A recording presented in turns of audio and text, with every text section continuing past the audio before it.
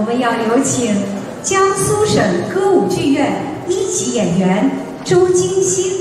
师从中央音乐学院著名声乐教育家金铁林教授，曾与今晚的指挥朱昌耀老师在江苏省演艺集团共事多年，今天再度同台共谱一曲《小白杨》，